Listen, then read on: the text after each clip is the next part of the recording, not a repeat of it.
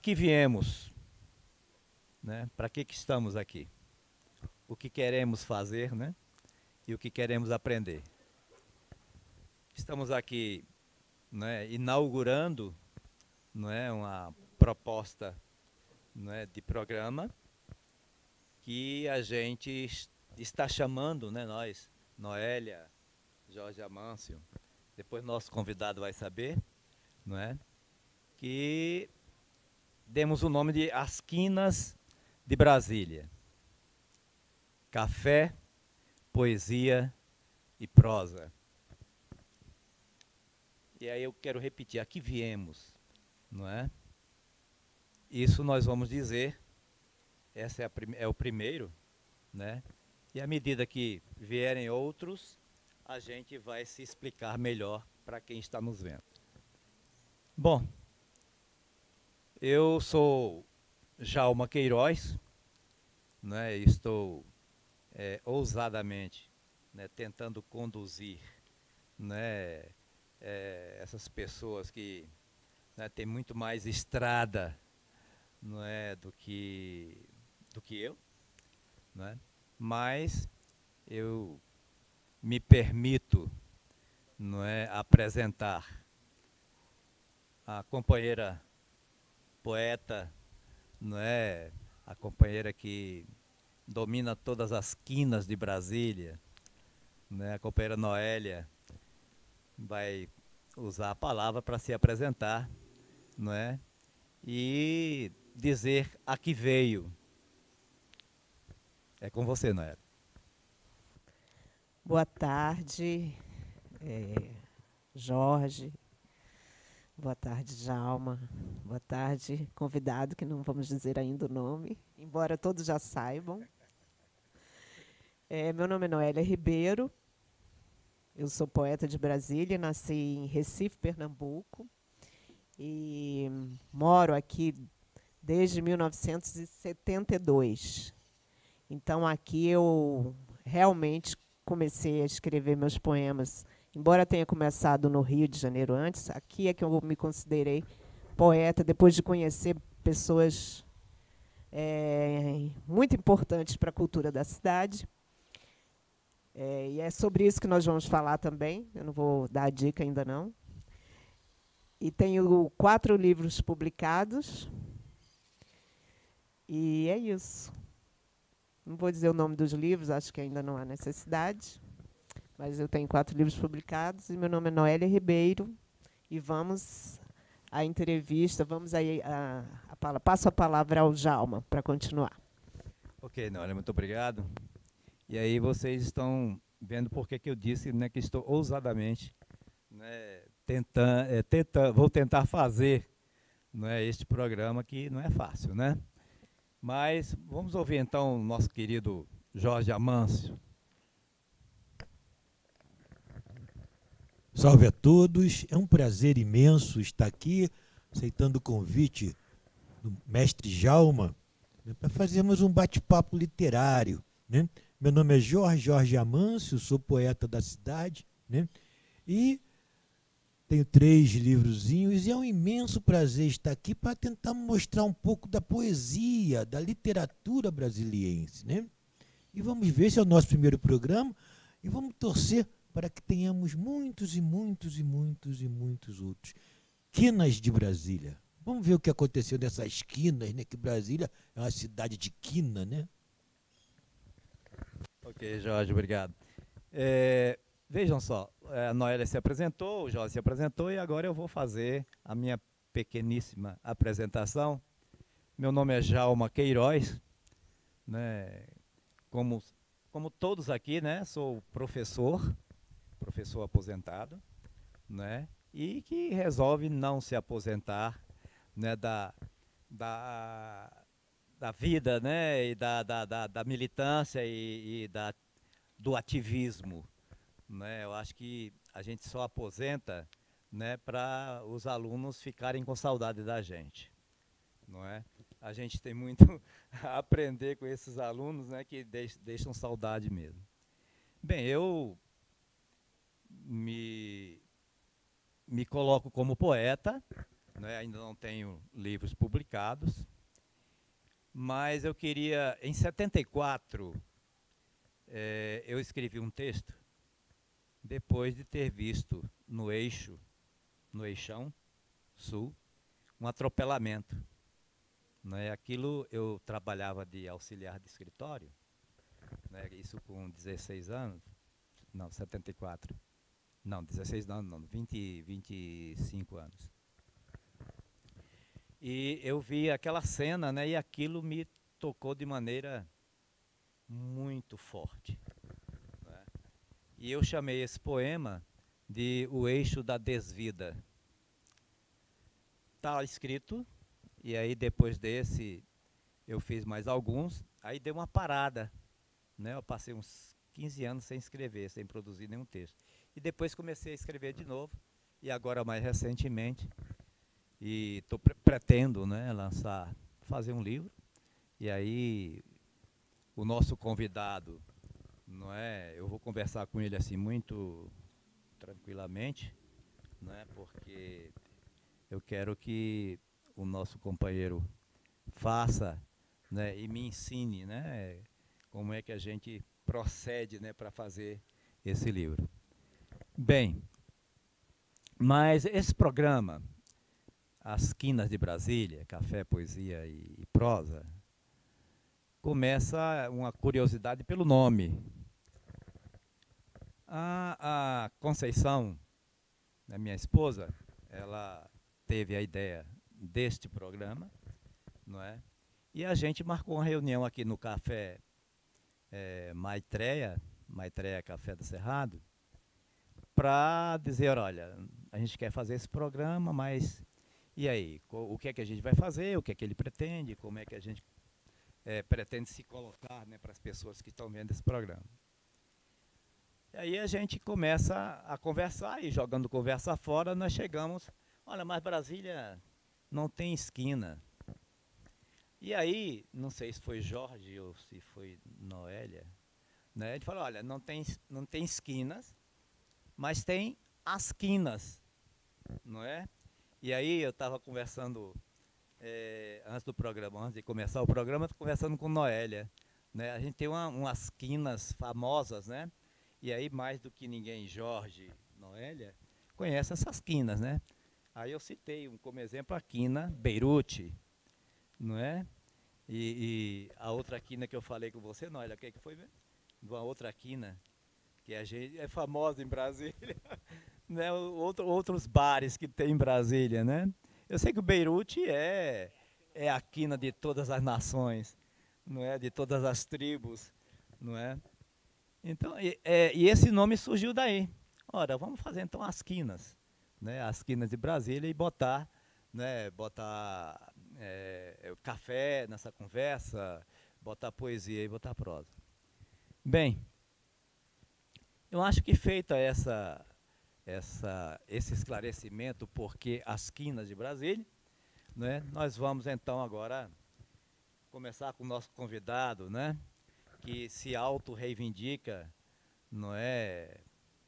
Ele é da geração mimeógrafo, não é? Foi aquela pessoa que inaugurou o mimeógrafo, mas diz ele que não era mimeógrafo de álcool, era álcool e mimeógrafo.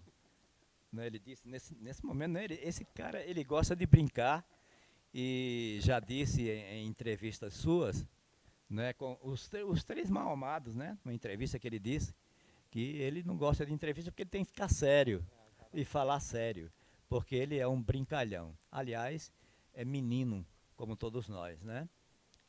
Mas então a gente passa a palavra para o nosso convidado, José Soter. Bom, obrigado, Djalma, obrigado, Jorge Amâncio, obrigado, Noélia. É uma honra do caramba estar aqui com vocês, estreando esse programa. Eu estou até nervoso, quase que eu pedi uma cervejinha para poder a gente trazer o espírito da geração mimeógrafa aqui para a mesa, né? Mas, na verdade, eu não sou brincalhão, eu sou xistencialista. Xiste é piada em espanhol, né? Então, eu tenho, ao invés de eu ser um existencialista, eu sou um existencialista. Eu gosto de fazer humor, né? E levar a vida no bom humor, no humor. Eu quero, inclusive, acrescentar uma quina nas quinas de vocês, que é o pé de quina, que é uma árvore do cerrado, né? Que é uma árvore medicinal. Então, bota aí a hora que vocês for falar, fala das quinas concréticas, né? E do pé de quina. Ah, não, aí não, eu já não conheço, eu só falo do que eu conheço. Isso, exatamente. Na minha época, a gente tomava era pinhão, entendeu? A gente não tomava essas coisas para verme, sabe? A gente tomava era pinhão, aqueles... Não, era a castanha, né, do pinhão, assim, para poder... Vixe. Era para cavalo aquilo e a gente tomava quando criança. Então, eu colocando assim, só para, já que ele falou que eu sou brincalhão, né, eu sou existencialista, então eu coloquei as coisas para a gente chamar aqui para o nosso colo, né, o bom humor e a coisa. Até porque, quando eu vim para Brasília, estou fazendo 68 anos agora, mas eu comecei a vir para Brasília na época da construção de Brasília, né? Então, eu, com 5 anos, 6 anos, eu já transitava aqui por essas áreas, né? Por esses cerrados, né? Catando cristal e cajuzinho, né? E gabiroba. E gabiroba. E aí, entre outras coisas, mamacadela, né? Coisa vai, araticum, né? Então, vai.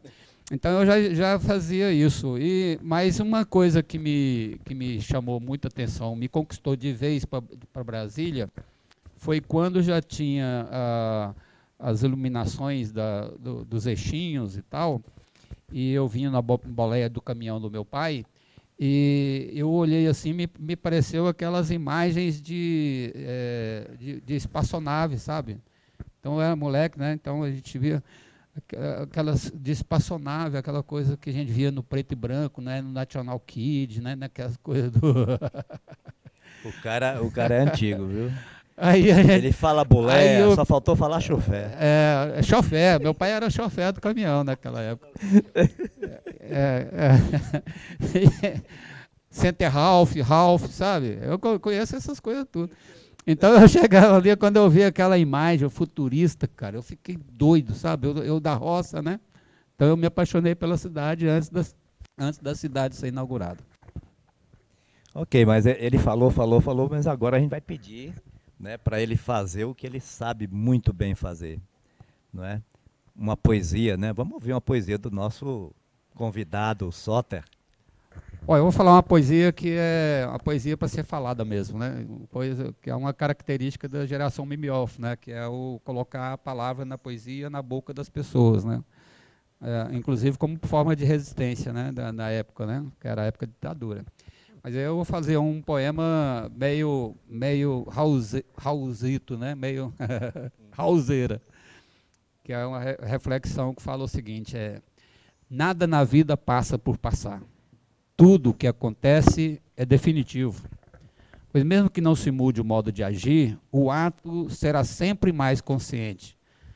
Pois o presente tem toda a extensão do passado e o futuro é um céu noturno pontilhado de infinitas possibilidades. Não sei se quando avô continuarei pai, da forma que sendo pai continuo filho. Só tenho certeza do que sou e fui. Tá vendo? Ele conversa muito melhor, né, na poesia, não, Jorge? Ele se comunica assim de uma maneira... o Soter, ele é também, né, um aforista, não é? Ele fala muito por aforismos, não é isso? Inclusive, então, ultimamente eu tenho falado muito fora Bolsonaro, né? Essa verve dele, né, que ele se reivindica, né, de tantos livros publicados, não é? Eu acho que eram 15, agora não sei, 17. Já são 17? Agora são 17. 18, né? Porque tem o Raicanas também que está aí, né? Então tá, eu acho que a gente pode ouvir também uns aforismos do nosso querido companheiro. Eu chamo de quase raicais, né? Já chamaram de poemas feceninos, sabe? Mas a poesia pulou de lado, saltou de banda, falou, fecenino é uma porra do caralho, cara. Aí o poema, mas não fui eu, né? A poesia que saltou de banda. Chamando, vai me chamar de Fecenino, isso é um palavrão, né? Então eu chamo mais de quase haikai, entendeu? Né? Aquela coisa de você pegar detalhes do cotidiano, né? E transformar de forma bem-humorada em poesia, né? Eu tenho, por exemplo, uma das observações que eu fiz num boteco do Paranoá, que é lá no Botequim 32, é um que fala assim, eu coloquei o nome de sentidos, né? Você pode dar o sentido que quiser para esse título de sentidos, que diz o seguinte, quando jovem vivia embriagado, hoje vive enviagrado. Muito bom. Outro que eu vi no Facebook, uma brincadeira lá com a minha prima que mora nos Estados Unidos, fez uma brincadeira lá sobre falta de sexo, né? Aí eu peguei e escrevi um poema também, esse é facebookiano, né? Que diz o seguinte, a falta de... chama-se Amnésia. Aliás, um detalhe é porque é o único poema que quando eu saio para falar, é o que eu sei de cor, né? Que eu falo, que eu lembro de falar. Agora me preparei para falar aqui para vocês. Que é o da amnésia, que diz o seguinte, a falta de sexo causa amnésia e outras coisas de que não me lembro agora. Esses são esse é um pequeno exemplo dos meus poemas existencialistas, né? Existencialista. Da Gostei. palavra xiste, né? Xiste, piada, né? Poema piada. Tá, aí, Jorge, ele já brincou pra caramba, né? Agora vamos ver se, né, a Noélia, que é contemporânea, né? Mais ou menos, faz parte hein? dessa geração Eu era mimeógrafo. neném, eu era a neném. gente quer saber da Noélia, não é? Ah. O que é que ela lembra desse menino, não é, Soter, Vixe. daquela época da geração, né, da geração mimeógrafo. Acho melhor me manter calada. Meu Fusca falasse. Eu tinha um Fusca, mas depois. Mas, assim, eu conheço o Soter há muitos anos, né? O Soter... O meu primeiro livro, que não foi solo, né? Foi o Salada Mista. Éramos 3 pessoas nesse livro, eu, Soter e Paulo Tovar, 2 grandes amigos. Quer dizer, então, antes do meu primeiro livro, veio o Salada Mista. Então, nós já viajamos juntos para lançar esse livro. Então, assim, é uma amizade de muitos anos, não vou dizer quantos para não ficar, né, expondo essas coisas. Mas, assim, é uma amizade de muitos anos. E a gente fez muita coisa. O Soter também, ele publicou uma antologia só de mulheres, chamada Aí é que São Elas. Eu também fiz parte dessa antologia. Tudo isso antes de eu lançar o meu livro solo. Aí é que são elas. Aí é que são elas. Foi o que eu falei? Não. Aí é que são elas, só de mulheres. Nós nos apresentamos aí talvez no concerto Cabeças, não é? Grupo Gabiroba. Grupo Gabiroba, isso. Sabe Ele tem tudo. mais memória que eu. E então, Soter, eu quero saber o seguinte.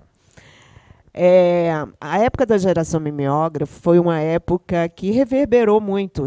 Quer dizer, em todos os estados tinha algum movimento, podia não ter esse nome, mas tinha esse movimento do livro artesanal, do livro mimeografado, da irreverência, um certo humor.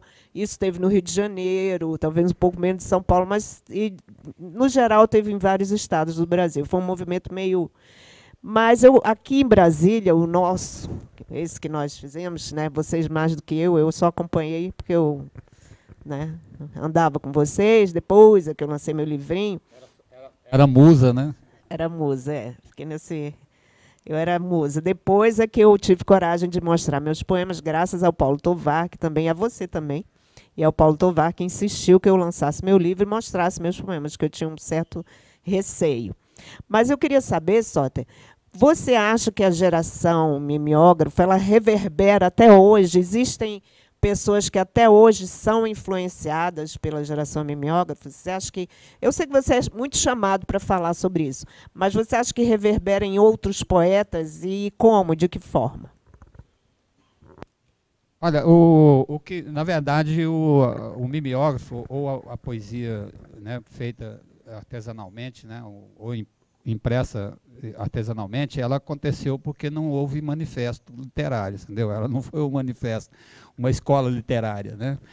Então, vinha de uma repressão, uma repressão não, de um represamento, né, de oportunidade de você dizer o que pensava, né? Porque era a época de ditadura. As editoras não tinham coragem de editar livros porque tinha que recolher, né, a edição, a publicação e tal, e tinha que passar por censura prévia. Então as editoras simplesmente só publicavam livros que, já consagrados, né, ou que já tinha essa certeza de que não seriam recolhidos os livros. Então isso gerou o quê? Gerou represamento. Nós não tínhamos para quem falar, entendeu? Naquela época, em Brasília especificamente, quando eu vim definitivamente, que caí no meio dessa erupção, né, que estava acontecendo, no Beirute, por exemplo, as pessoas conversavam quase que no pé de ouvido, cara. Você chegava, era quase silencioso, o bar lotado, né? E as pessoas só começavam a se soltar lá depois da meia-noite, né? Quando começava a pedir as saideiras e tal. Mas então existia um controle, né? A gente tinha autocensura, né? Tinha autocensura do coisa, todo mundo.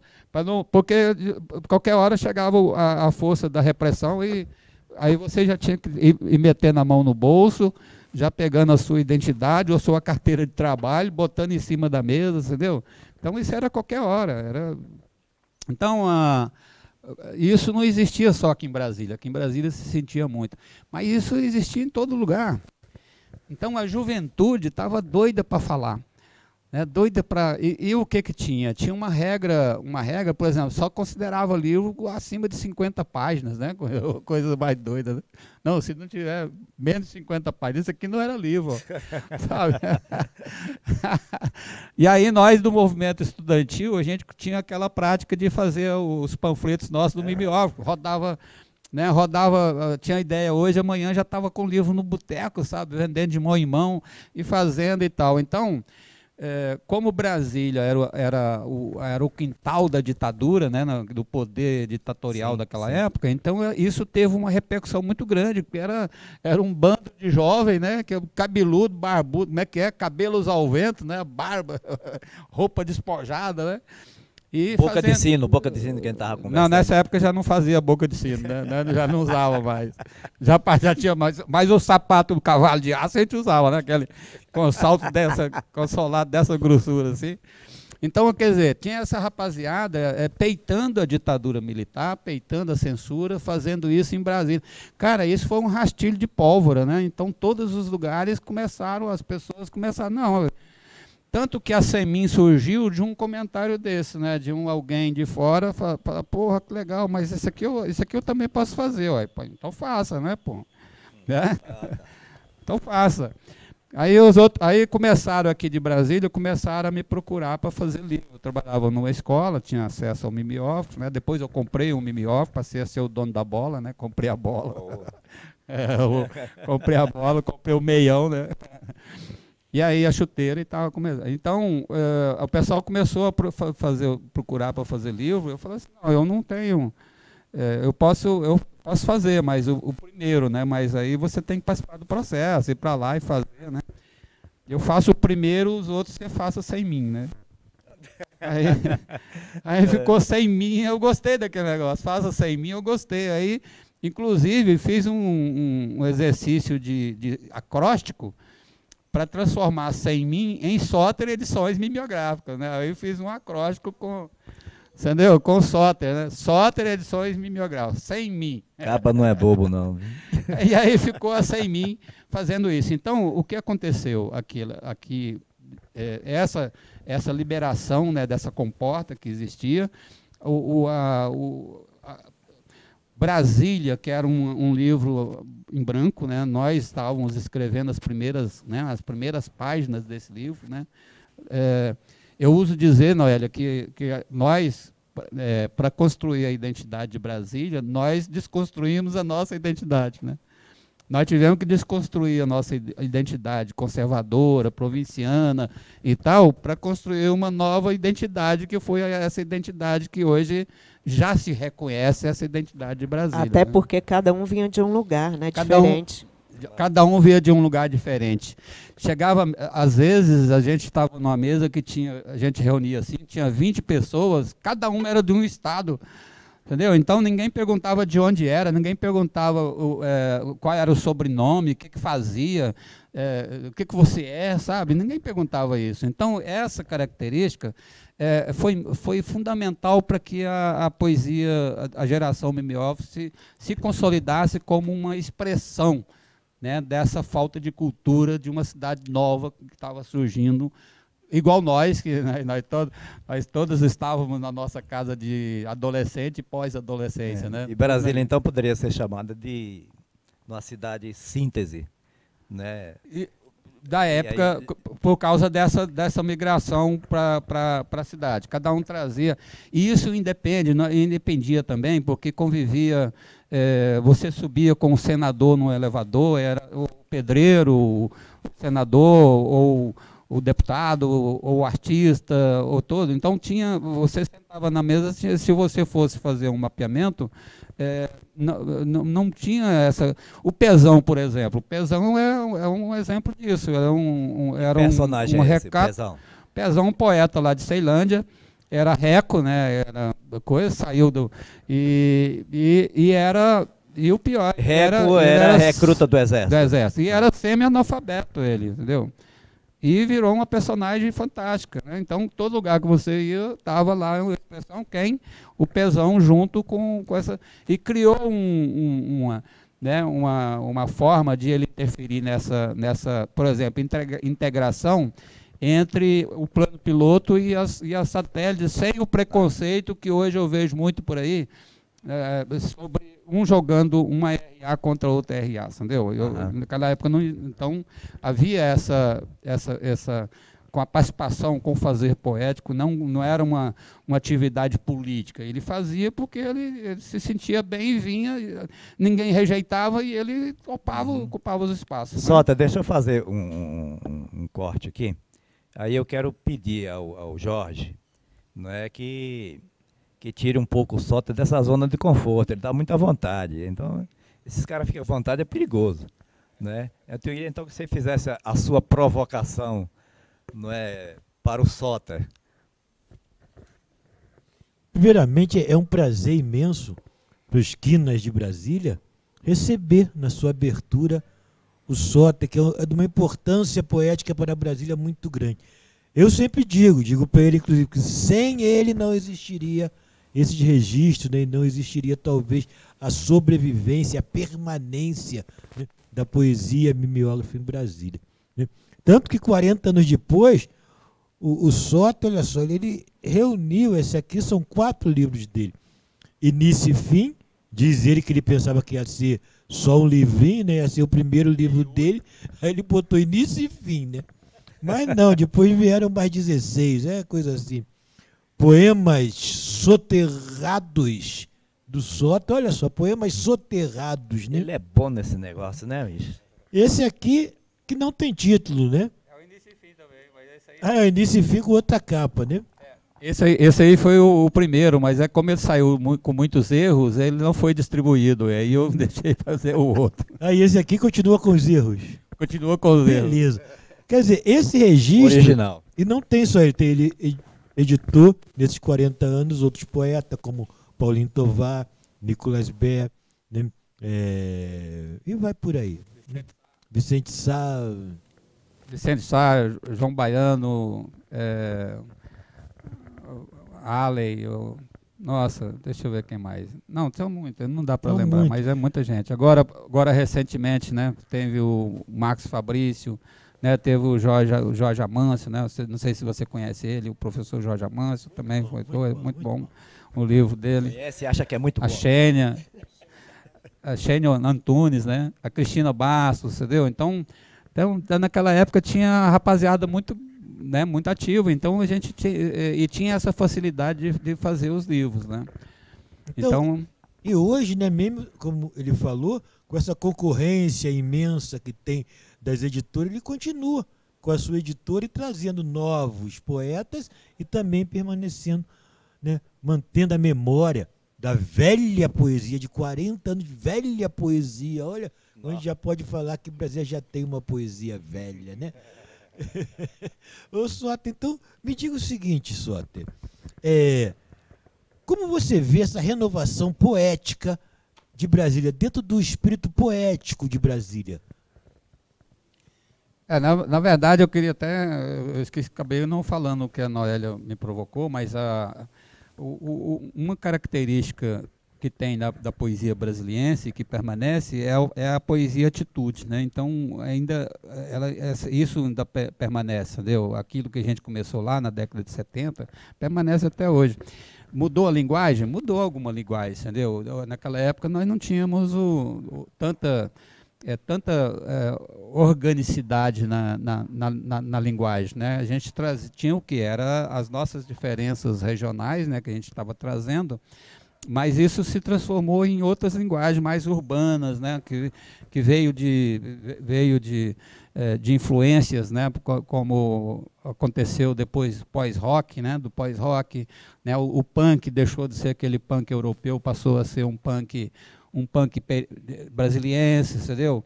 Aí vieram as batalhas, né? Vieram as batalhas que são os slams do hip hop, né? Então, isso tudo, mas o quê? Todos eles com a linguagem, com aquela linguagem que começou lá com a geração mimiosa, entendeu? Então, a evolução é evolução, né? Tem essa evolução. Mas hoje, se a gente pegasse esse povo de hoje e transportasse para aquele povo da década de 70, não haveria conflito de geração, né? Por quê? Porque nunca existiu disputa, entendeu? Todo mundo era junto, todo mundo fazia junto, fazia música junto, sabe? Ninguém queria ser mais que o outro, queria ser igual ao outro, né? Todo mundo queria ser junto com o outro, entendeu? Mas era outra Brasília, era uma Brasília pequena, né? Pequena. Eu me lembro que, por exemplo, a minha agenda, eu ia em certo lugar, de lá eu saía com a minha agenda, né? Agenda de noite, às vezes até de semana, né? Hoje, viu? E hoje eu tenho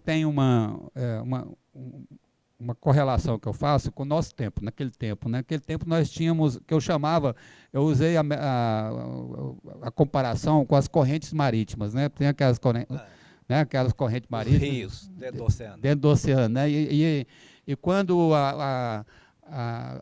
eles querem viajar e tal, cai dentro da coisa e vai aquela turma, né? Naquela corrente. Aqui em Brasília nós tínhamos essas correntes, mas nos circuitos culturais, né?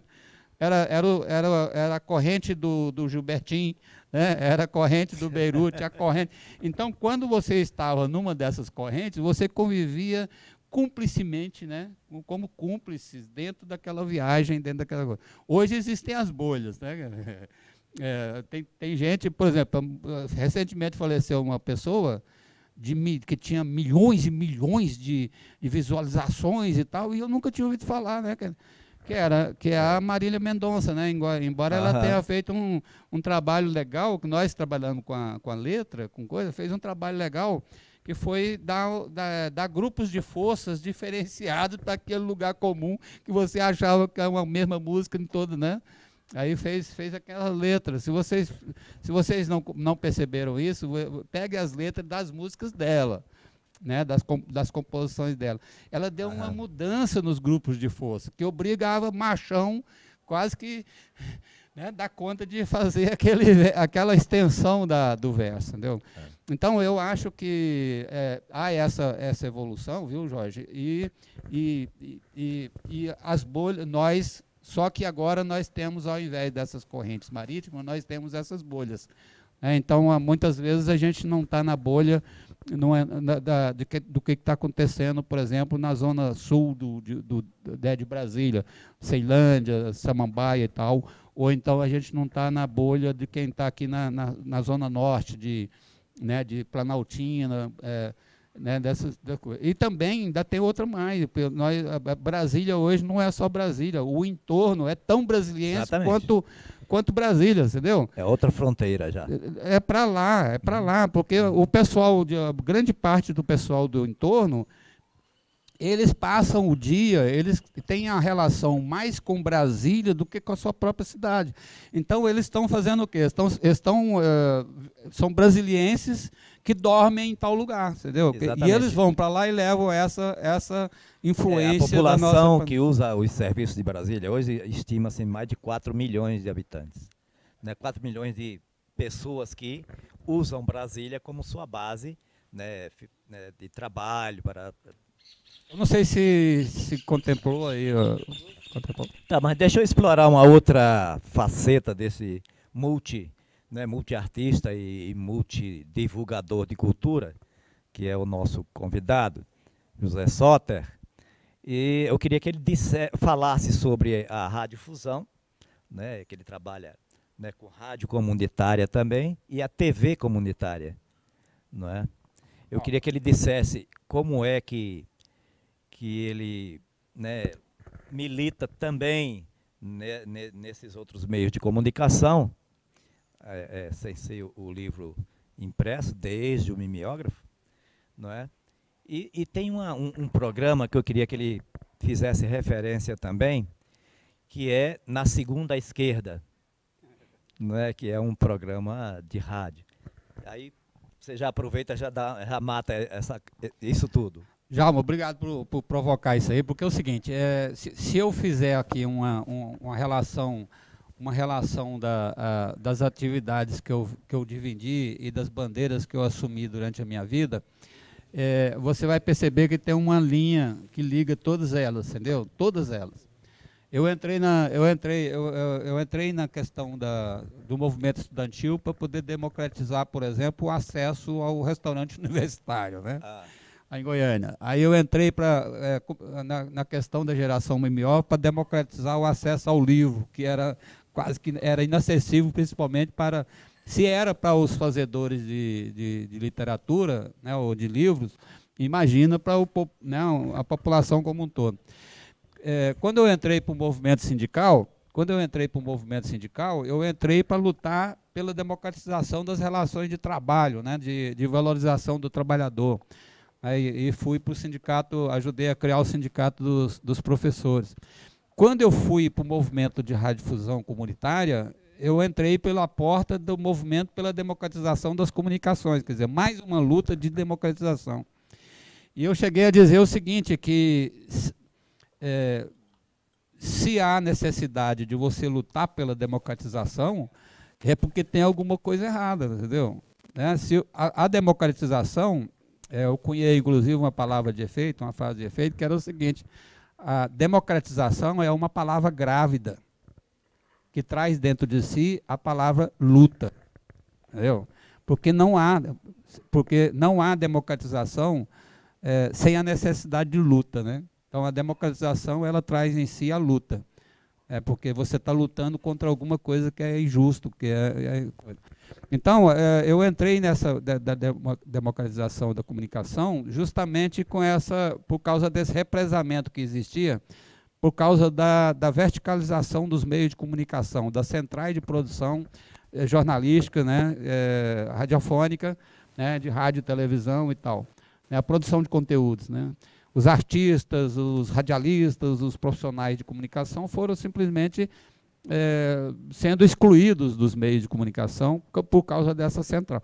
Então, a radiodifusão comunitária veio nessa luta, nós conseguimos colocar na Constituição do Brasil, né, a previsão da radiodifusão pública, além da estatal e da privada, e a gente saiu pelo Brasil afora lutando para poder aprovar uma lei, a Lei 9.612/98, e organizando as pessoas e orientando as pessoas para que montassem rádios comunitárias, ensinando a montar a rádio comunitária, para quê? Para valorizar a arte local, o setor produtivo local, né, para dar espaço para aqueles que não tinham voz nos meios de comunicação centralizados e regionalizados. E aí era uma luta que eu achava tão importante que essa luta me sequestrou, né, da poesia durante 20 anos. Né? Eu passei 20 anos meio afastado da poesia. Passei anos sem publicar livros, entendeu? Não tinha o foco de produção da poesia e tal, e nem de livro. Né? A luta pela democratização da comunicação é uma luta de cachorro grande, de bicho, né, de cachorro grande. Briga de cachorro grande. Briga de cachorro grande. E, inclusive, até hoje, eu ainda recebo cartas precatórias para responder pela luta da democratização da comunicação do Brasil, de vários lugares, porque como eu ia para lá e estimulava, eu passava a ser corresponsável pela prisão das pessoas, né? Então eu tinha que atuar para poder liberar essas pessoas, né? O pessoal vinha para cá precatório para eles me ouvirem, e ainda continuo tendo que responder por essa luta pela democratização da comunicação. Essas são informações assim que, né, mexem com a gente, inclusive, né? A gente não sabe assim os bastidores de determinadas lutas, de determinados enfrentamentos, né, que a nossa geração passou. Aliás, ontem a gente conversava lá em casa sobre essa questão dessa geração, né, nossa geração, né? Aqui todo mundo, nós que estamos nessa mesa, nós temos Geração de 68? Exatamente. Nós temos o privilégio de ter passado por várias revoluções, né? Inclusive revoluções culturais, né? Que a gente... E agora tem a nova revolução, a novíssima revolução, que são as redes, né? As redes sociais, que a gente não sabe nem ainda como lidar com essa coisa, não é? Bem, eu acho que o Soter já nos brindou, nos presenteou, né? Com a sua né, com seu multiativismo, né, é um cara impressionante. Quanto mais a gente conversa com o Soter, mais a gente vê, né, a importância que ele tem dentro da poesia brasiliense, né, e na luta também. Ele falou eu gostei dessa coisa de democracia grávida, democratização é uma palavra grávida. Isso é uma figura, né, de uma sabedoria, não é? E aí, este é o Soter, né? Agora, eu passo então eu queria que a Noélia, né, fizesse também tirasse ele da zona de conforto, que ela deve saber mais coisas sobre essa pessoa. Na verdade, eu ia propor algo diferente, Djalma. Eu ia propor que nós fizéssemos uma rodada de poesia, nós quatro, a começar pelo Soter.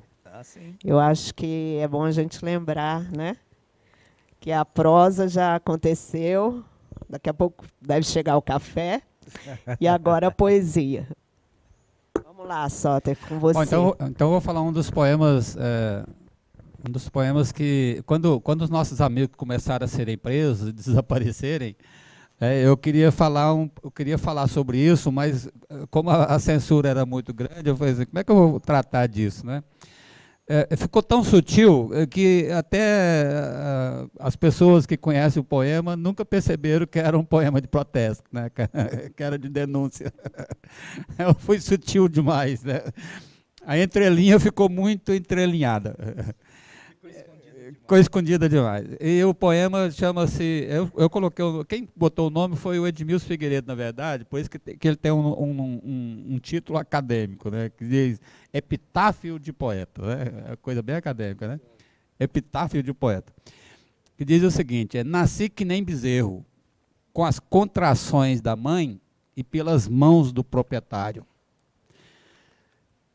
Cresci que nem uma lavoura, que aproveita os restos da que já foi.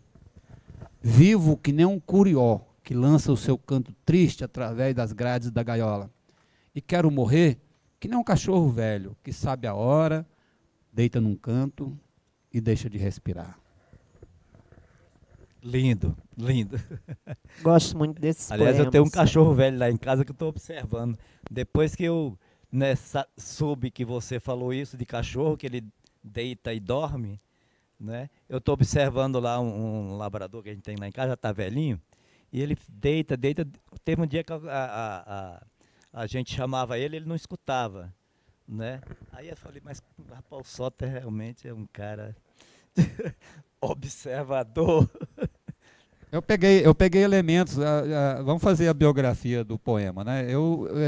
Para poder me esconder, eu usei figuras e coisas que estão na fazenda, na vida da roça, né? Toda fazenda tem o gado, tem um bezerro que nasce, né?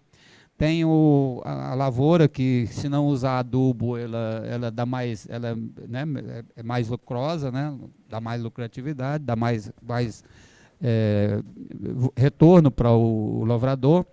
Tem a gaiola com um passarinho na gaiola, né? Um curió, um canário, um papagaio, né? Ali, toda a fazenda, e o cachorro. Então, são 4 elementos da fazenda. Então, foi que eu usei para poder fazer essa linguagem. Porque o cachorro velho, quando eu usei a metáfora do cachorro velho, é por causa dos amigos que morriam fora da hora, sabe? Uhum. Eu usei para falar disso, das pessoas que estavam jovens e estavam morrendo, sabe? Uhum. Então eu quero morrer que nem um cachorro velho, pô. Vou lá, deito, deixo de respirar e acabou, entendeu? Eu tenho esse direito de morrer naturalmente, de morte natural, né? E a ditadura não permitia isso para a nossa juventude, entendeu? Nossa juventude estava morrendo, e todos nós, né, nós que vivemos naquela época, nós sofremos tanto, né, cara? E eu fiz isso quando um amigo nosso foi preso e torturado no Guará, que foi o Flávio Faria, né? O Flávio Faria. Ele foi preso, torturado, e aí sabe, quer dizer, chegou perto da gente, né? Chegou aqui do meu lado, sabe? Passou raspando no meu braço, né? Isso. No Elefante Branco, no Elefante Branco a gente estava dentro da sala de aula, eu fazia o primeiro ano científico, e no Elefante Branco a polícia entrava dentro da sala e puxava o cara, arrastava o cara dentro da sala.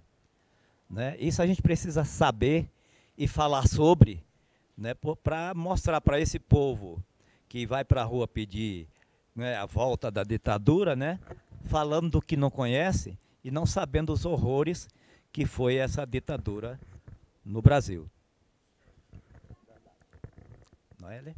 Com você, Bom, então agora eu vou falar 2 poemas pequenininhos. Um do Soter e outro meu, e todos de livros mimeografados. Eu vou falar o poema do livro Fogo na Palha, do Soter, e depois eu mostro o meu.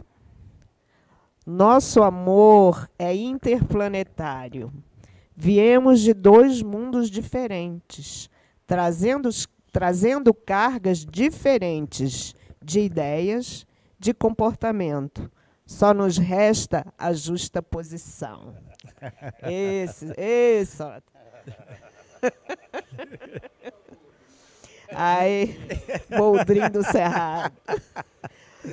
Agora o meu, que é expectativa, que também é mimeógrafo, é Bote. Quando eu vou falar esse pequenininho, eu nem me lembrava mais dele. Quando o seu olhar fugitivo encontrar um beco sem saída, o meu vai estar lá esperando para dar o bote. Aí vai ser aquela festa. Eu devia ter 18 anos quando fiz isso.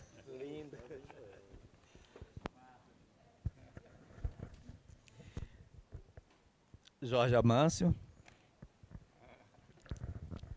Falar que o Soter andou algum tempo fora do país e quando ele voltou ele trabalhou para lançar esse livrinho, né? Esse livrinho não é pejorativo, é porque é livro, é pequeno.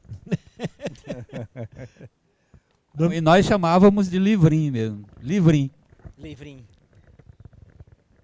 Anonimato. Hoje quero o anonimato do estádio. Mais um na multidão desconhecida.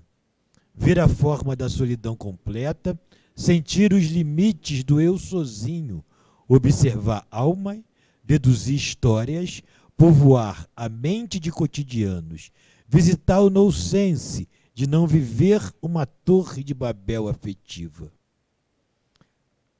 As frustrações contidas, liberadas em um grito de gol. Lindo. Isso aqui vocês podem ver Lindo. que é um sóter mais sério, né? É um sóter que vinha de uma solidão, né? Porque ficar fora do país, não tem como você não viver a solidão. Rapidamente, como é que foi essa experiência, sóter? Olha, para mim foi esse poema eu fiz depois que eu estive em Cuba, né? Eu fui a Cuba e vivi lá um povo que tinha um orgulho de ser cubano, cara, um orgulho, sabe, de tudo que eles conquistaram, sabe? E você fala, pô, mas falta tudo, né? Falta tudo. E as pessoas orgulhosas, porque o que eles tinham era a construção do ser, né? Então eles valorizavam aquilo, e valorizavam as conquistas, sabia qual é a realidade. Então lá eu me senti solitário, porque eu vim de onde? Eu vim daqui do Brasil, né? Onde a fartura, né? Era uma coisa. Eu me sentia, tinha momentos que eu me sentia até, nossa, cara, né? Como é que pode, né? Então nós temos que fazer alguma coisa. Então quando eu voltei para o Brasil, e à época eu estava sozinho mesmo, assim, né? E não tinha uma companhia, né? Eu vivia sozinho mesmo, solitário, né?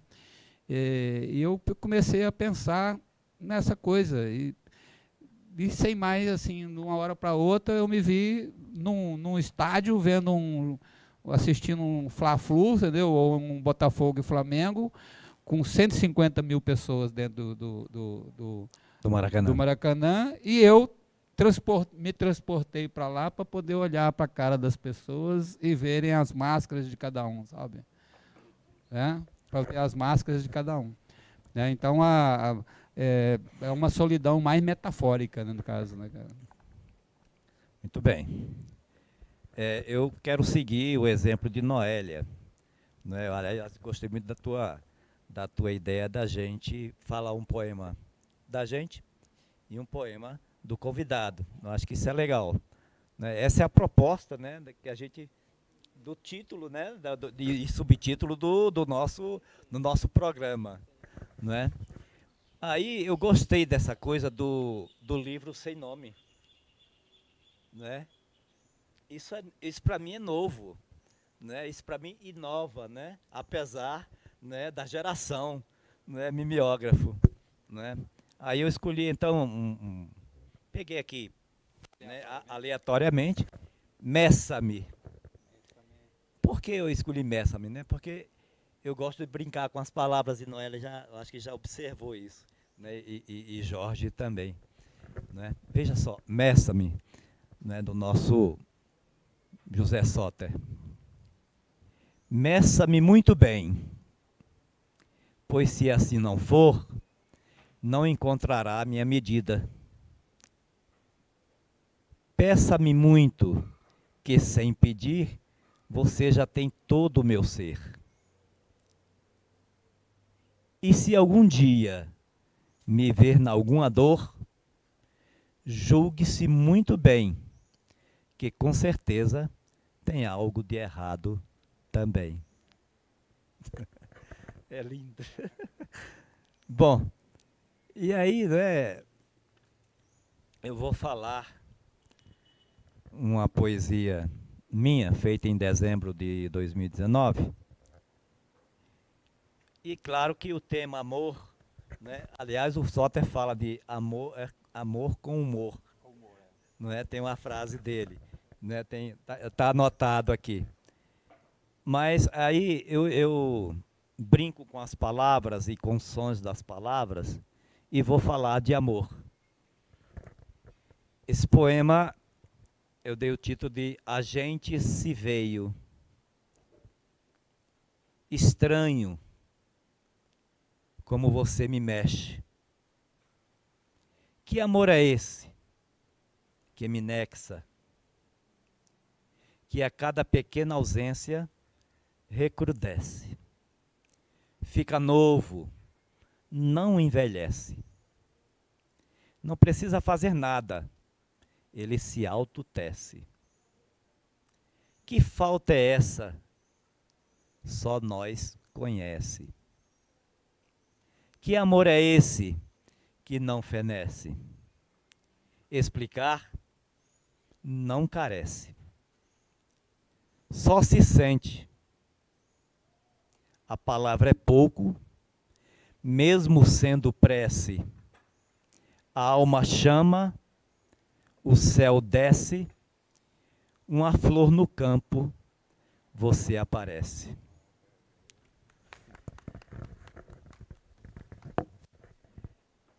Deixa eu me recompor, não é? E aí eu já quero fazer o meu agradecimento ao nosso convidado, que eu acho que um programa é pouco, né, para José Soter, né? A gente vai ter que ouvi-lo outra vez. Sim. E a gente está aqui, né, o Soter está servindo o café, e eu quero lembrar que nós estamos no Maitreya, Café do Cerrado, né, que traz para a gente cafés especiais. E, além dos cafés, é bom dizer também que esses cafés são de pequenos produtores, né, com torras diferenciadas.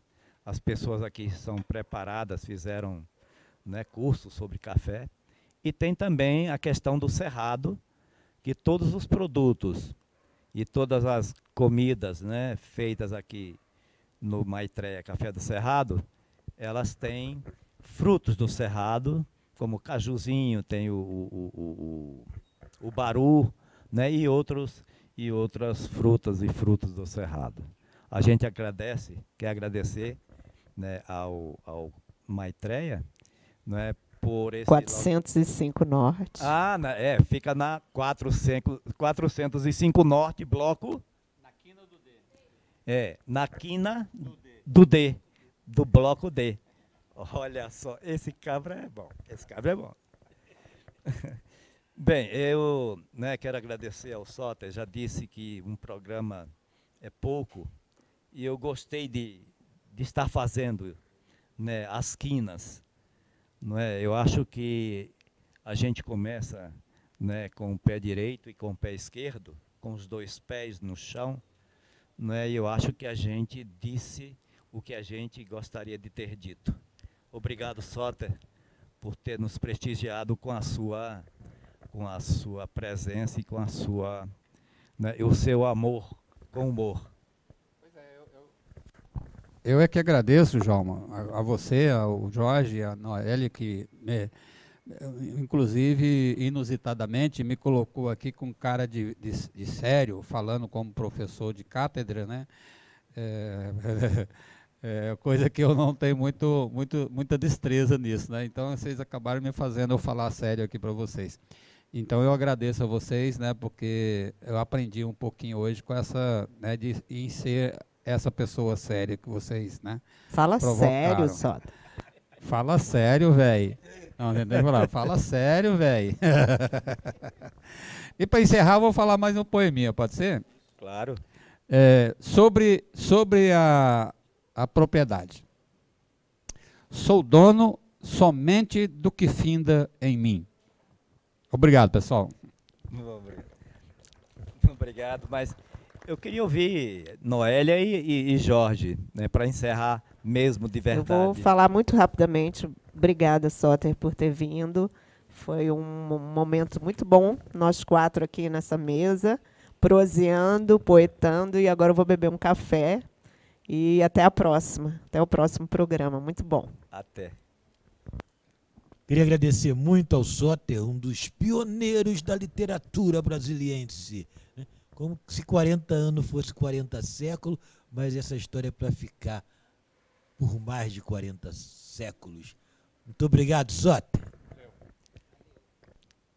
Valeu.